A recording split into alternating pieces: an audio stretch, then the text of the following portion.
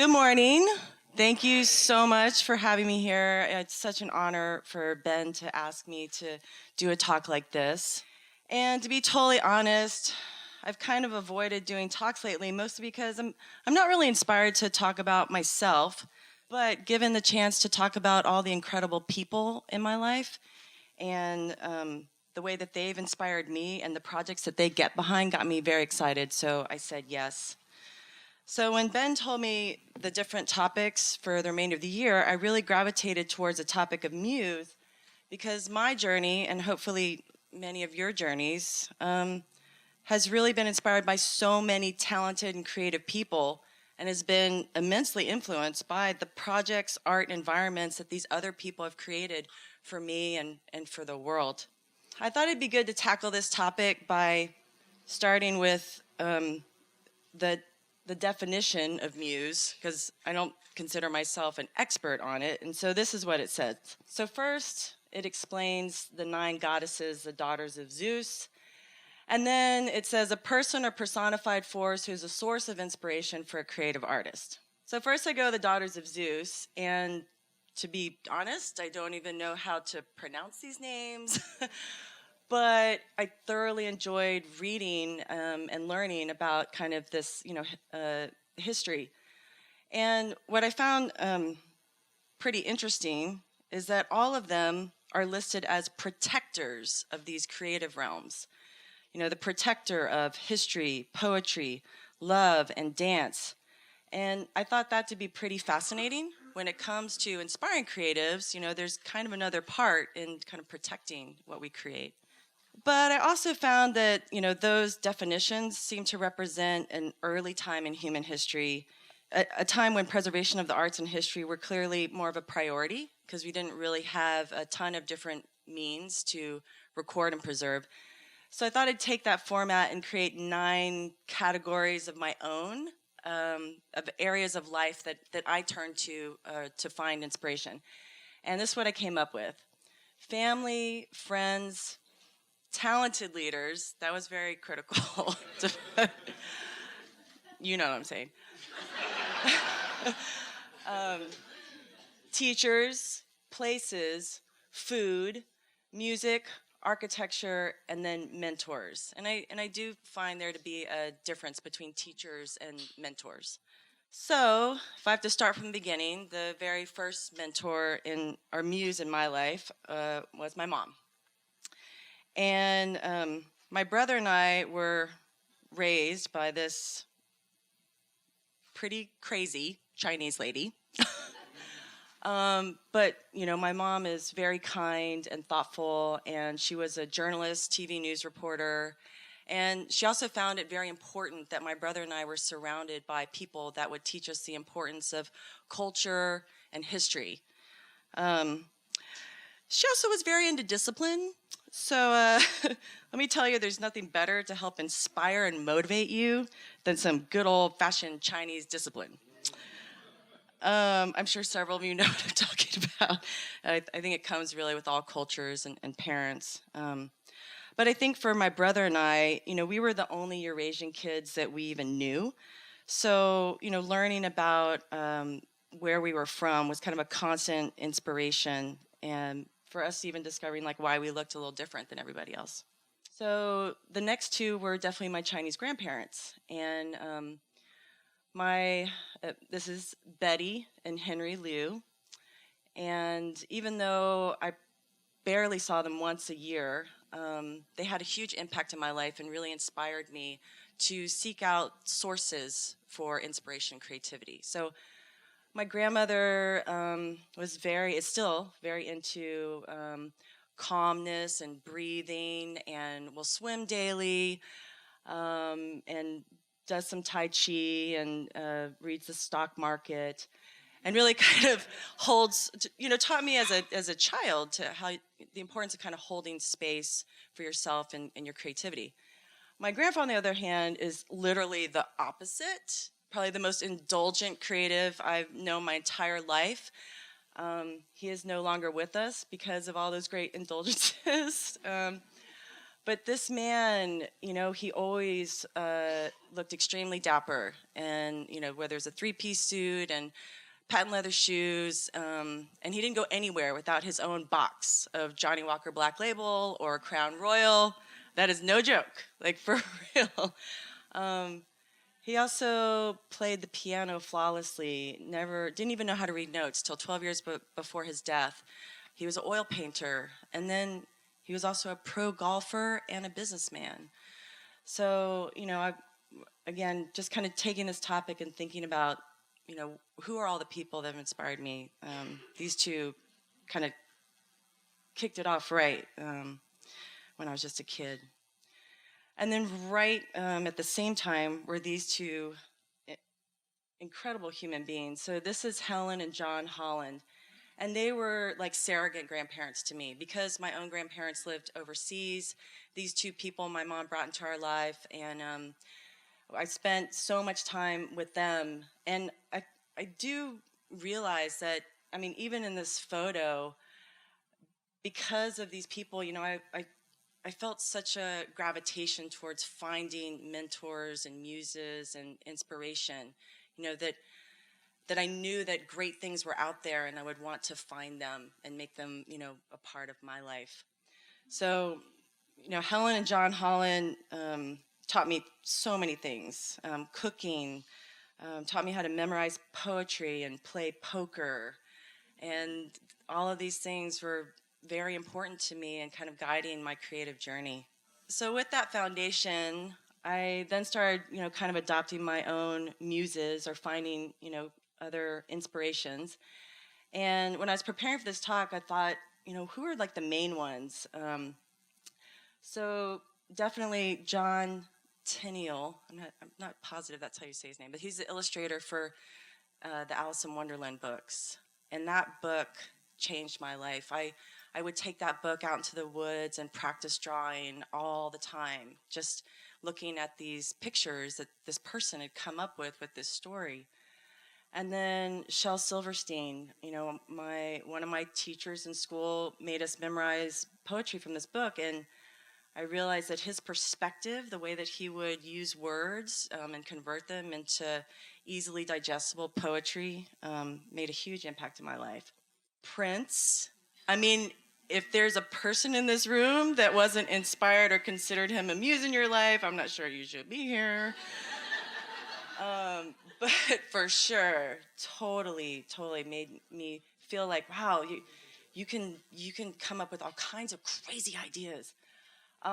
Bruce Lee, really understanding, the power of athleticism and kind of channeling that into its own art.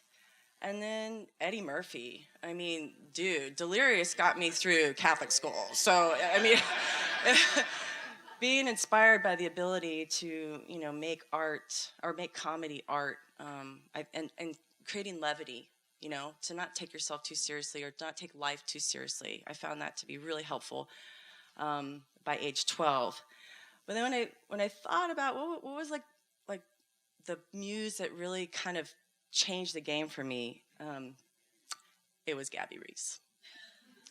Oh, it was definitely Gabby Reese. So I started playing beach volleyball, indoor volleyball at the age of 12, and loved the sport immediately. And but I'll never forget walking into a grocery store and seeing this woman on the cover of a fashion magazine, and was like, what?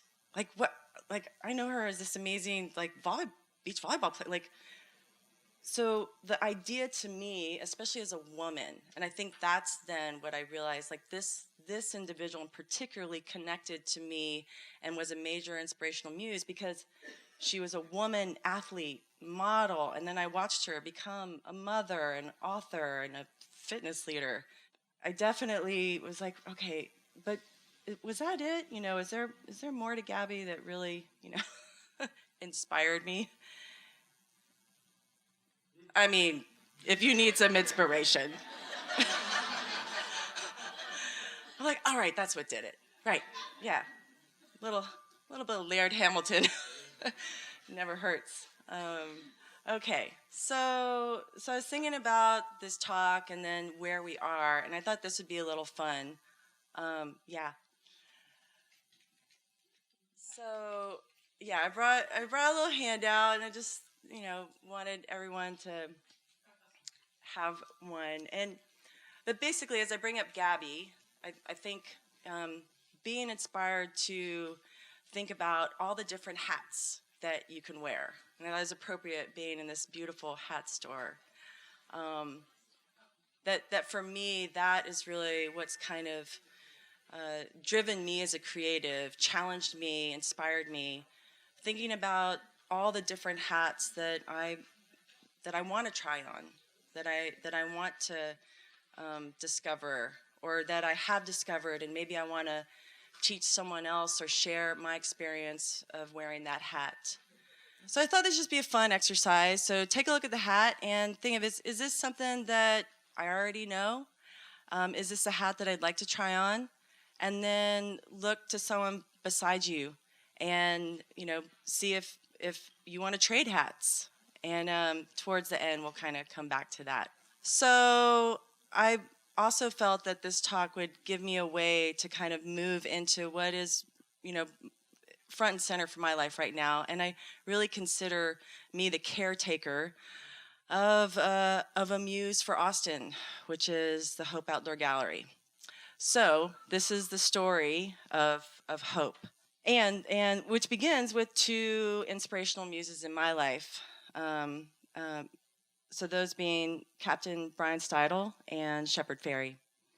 So it's 2006, and I'm in LA, and I meet Brian Steidle, and he was the subject of a documentary film about the genocide in Darfur. Brian was actually a captain in the Marines, and he took a contract job in Sudan and ends up documenting this genocide. He then released these photos to Nicholas Kristof at the New York Times to expose the humanitarian issue happening in Sudan. And so I watched this documentary with him, and I'm completely moved and feel compelled to do something. And so I end up concepting this idea of the Helping Other People Everywhere campaign. But really the idea was, how could I connect all the creatives that I know with this very important cause? And so that's when Shepard and I were introduced, and I shared this idea with him, and he immediately as well felt compelled to get behind it. And so together we launched the Helping Other People Everywhere campaign. Not too shortly after, Shepard was contacted by another group to work on another campaign. And it was amazing that him and I were already seeing a lot of success with people's gravitation to the word hope. This campaign also was using the word hope, progress, and change. And so he really focused on hope. And so then I watched my friend literally become the first street artist in the Smithsonian with the portrait of the first Black president in the history of the United States, all surrounded by this word hope. But I do love talking about Brian and Shepard, because I think, it's incredible when you meet people like them that help inspire you to think, what am I doing? And maybe I can do more. And whether that's, on a small scale or whatever your scale is, I feel like that's something I really connect to my other creative friends with, when we're like, I want to do more. So we did more. We did a lot more. So that's when I came to Austin and brought hope, or came back to Austin, I'm sorry. I came here, went to UT through the creative sequence, and ended up in LA for a little bit and started Hope there. But came back to Austin, and that's when we launched the Hope Farmers Market, and started doing more kind of partnerships here, and then started the Hope Outdoor Gallery, which then becomes the story of that. In 2008, I get an email from a woman named Mariska Nicholson. So I get an email from her, and she becomes another muse in my life, another multi-hat wearer, a chef, designer, mommy, entrepreneur, and a great friend. She's actually the godmother of one of my daughters. She's like, Andi, I've always dreamt about these walls in my neighborhood being covered with art, and maybe we could do something there with the farmers market, because she was helping me with that. We go out there, and I'm like, damn, girl, what? This is a lot of wall space. Like, I don't, I don't know how much art we have, but like, this is huge. So I think we really need to think about, a bigger idea. So I included this photo because not everyone knows, so that location sat there vacant for 30 years, and some people know it as the foundation, and it was called that because they actually built condos there, and then they had to tear them down because the foundation was done improperly. So that's the backstory on that a lot of people ask about. So Mariska and I then go and talk to the owners of the land, the late Dick Clark and Vic Ayed. And so these three gentlemen become, other kind of muses, inspirations in my life and for this project. So Vic definitely, he immediately got what Mariska and I were talking about and was like, that sounds like a great idea. Let's use this space as a temporary outdoor gallery that will support muralists and street artists and positive messages. And I kind of just saw it as a way to support several art forms that are typically done under stressful conditions or in the dark. And, in a way, in the beginning, it was just a kind of simple idea. But I still called Billy Bishop, my friend of 20 years. I'm like, what do you think, dude? And then Nathan Nordstrom, you may know him as Sloke, the mayor of graffiti in Austin. And he was like, yeah, this is a great idea. Let's go for it. So the Hope Outdoor Gallery was born. And it didn't happen overnight. It definitely had a lot of growing pains and took a lot of babysitting. But pretty soon, we were seeing lots of things that we didn't know we were trying to do. We really hadn't considered that it would be such a special place for people to express themselves, to feel inspired, and to experience outdoor art. It was a public art experiment that turned into a testimony to the importance of public art and the need for creatives to, build your confidence and creative energy and the opportunity to experience it with others. So I also began to realize that I felt inspired to keep the project going because so many of the artists that were coming to the project were also feeling inspired. One of them, this is Mike Johnston. Hopefully some of you are familiar with his work, and Lucas Aoki. And I love, sharing this with people. This is his story. This place would spark a street art movement in Austin. The Hope Outdoor Gallery became our playground, our sanctuary. We could come and create as frequently as possible, as well as learn and bond with fellow artists. Being involved in street art, I wanted to have this connection with like-minded souls. So it was a blessing to finally be able to swap notes and walk this path of exploration with other creatives. And then this story of Adrian, I tell this story all the time because I feel like this is such a try-on-a-hat story and very inspiring. So Adrian is a dentist, and he is one of many stories from this project that just decided to go out and pick up a spray can one day and try something that he'd never done before. And now Adrian gets commissioned to do murals everywhere, actually. And he's still a dentist, has a very successful dental clinic on East Austin, East 5th Street. And him and his wife, go to Coachella and different festivals and paint with some of our other artists. And, they discovered this other community of people that was really a great fit for them. So Adrian's story in the book also, talks about just kind of meeting a community of creatives that he didn't even realize was something that actually completely inspires his life, to this day. So given that, I think hopefully all of you can feel what I was feeling then, that this had become a community, that this wasn't just a place, this wasn't just an environment, and that this community was really starting to run my life. And that it kind of had become an inspiration, a muse for the city of Austin. So I then kind of just accepted the role of caretaker for this muse, and that brings us to me standing here today and what's going on, completely going on in my life in the building of this new park. But just so you can understand a little bit more why we're doing that, the things that started happening there were crazy. You know, we had no idea that it would become the #1 marriage proposal spot in the city. And the cool part about that was like couples were going there, they would meet an artist, commission them, and then after they'd done this very special moment, they would then commission them to do a wall in their office or a wall in their home, or that relationships were forming through, through this art park. We had no idea it'd become a top spot for quinceañeras, for community volunteer groups of all kinds. The maternity shoots, definitely we started seeing some interesting ones out there. But for sure, I think all of our excitement, was that people were just loving the park and wanting to do different things like yoga. A lot of yoga happened at Hope Outdoor Gallery. And we hope, that it will continue at the new park as well.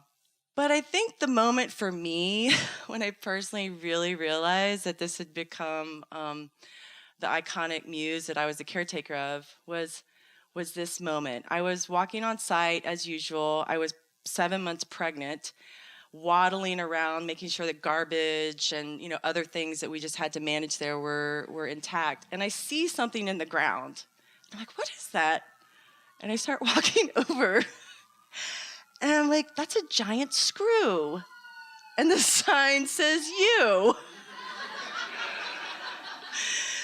And I was like, this is amazing. Like, somebody took the time to make this and then came and put this here, like in the middle of the night, because like the ground there is not, it's like cement. You have to you couldn't just put that in the ground. They took time, they had to, and basically, as I doubled over in laughter with my huge pregnant belly, and then just like, oh my God. And I'm texting Vic, sending him pictures. I'm like, oh, this is amazing. I think what I really was feeling was that we had created a safe place for creativity.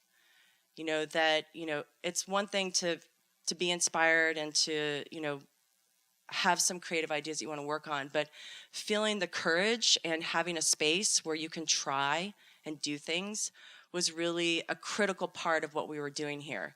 And so that's when I lovingly referred to the park as a visual open mic. And I think as Austinites, we really get that, that not everything's meant to be recorded. Not everything's meant to stay forever, but having a place where you can practice, try, experiment, even do something just to show that you're interested in doing something bigger, that was what was happening here. That the artwork was changing every 48 hours. And we're like, why? Why are the artists still, are they coming back and just coming over and over again? And then 50 to 200 people per hour, per day, were coming to this park. I mean, I would pull up on a weekend and wish that some of these people would go home. But, because I'm like, they could go anywhere. There's 72 other public parks in this city. Why are they coming here? And so again, I think this is kind of one of the moments when I was like, oh, I get it. This is why they're coming here. I also love sharing this quote that Shepard put in our book. And so he writes that the outdoor gallery concept is utopian, not because every artist gets along, but because it yields diversity by providing opportunity for those with creative drive and ingenuity rather than power and resources. Empowerment is infectious, and the electricity from a space like the Hope Outdoor Gallery creates a chain reaction of excitement and participation. Reading that from Shepard, I'm like, okay, is that what we're doing? I want to make, let's not toot our horn too much. But it made me, I'm like, what are other environments or places that have done that for me? So I immediately thought of the Ashes and Snow exhibit. Has anyone in here, is anyone familiar with this exhibit? Anyone? Okay. It's funny because that's the normal response. So you'll have to look it up. it was a very limited run, and the Ashes and Snow exhibit was housed in what was called the Nomadic Museum, and it was only showcased in a few cities around the world: Venice, Italy, New York City, Tokyo, and then luckily for me, it was in Santa Monica on the Santa Monica Pier. What's interesting is that this temporary exhibit that went from city to city to this day is, where is it? More than 10 million visitors went through this exhibit, making it the most attended exhibit of a living artist in history. I hope all of you can relate to going to different places and environments and kind of feeling that as your inspiration. And so another example of that to me is Burning Man. So how many here have been to Burning Man? Okay. That's shocking, actually. But I'm glad then that I'm bringing this up. So I cannot recommend more that every single person on earth, if you have the opportunity to go to Burning Man at least one time before you die, do it. It's and I know even for myself as an artist, we all kind of have our own unique ways that we like things, and so the idea of this concept that's been going on for decades now can be a little daunting, but it's so worth it. That for me, the sculptures alone were such a huge inspiration. I felt like I definitely want to try and go back again, but even if you just do it one time, do it. Okay, so yeah, Ashes and Snow and Burning Man, to me were great concepts to then kind of attribute to. Okay, we're going to make a permanent home for the New Hope Outdoor Gallery. And, for these types of creatives that are using, our space. But then when I thought, what's kind of my muse now that's inspiring me to be the caretaker of this muse, and I realized that it was my kids. I love understanding that the opportunity I was given to create a project that could be an inspiration and a legacy for my kids, for all my friends' kids, for a future generation of creatives, that really fills me with a lot of inspiration. So anyway, I just currently look at different projects and I'm like, what kind of impact could this have for creativity moving forward? And then this leads me to probably one of the most important points to me for today. So given all that I've just shared with you and the future to come, it's far time that we stop treating arts and cultural arts as charity, because these are businesses, right?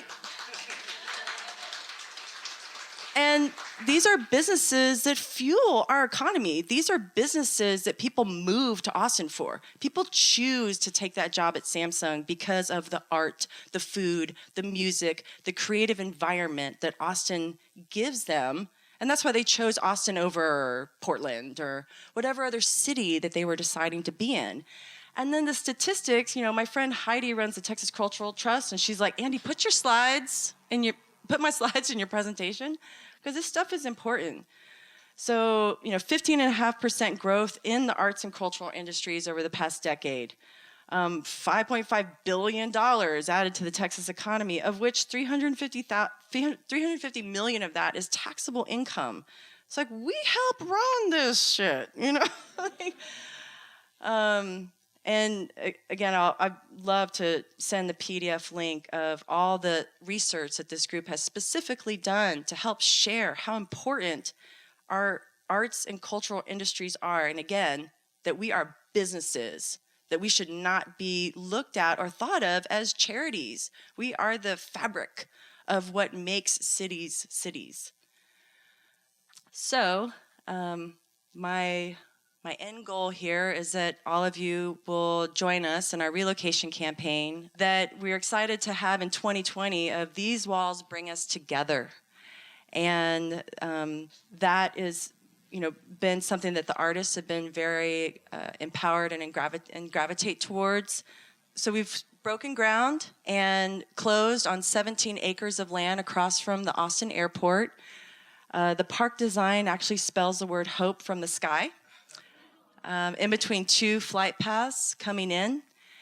And we've created a way for everyone to be involved. And so we simply, created a name on a brick program. We have lots of other ways that you can be involved if you're interested. And I really hope that you all do. I think that this project, to me, again, I'm just the caretaker of it, and that it's really a muse and environment for our entire creative community, not just in Austin, but globally. Well, that's it. So thank you. Thank you so much for having me.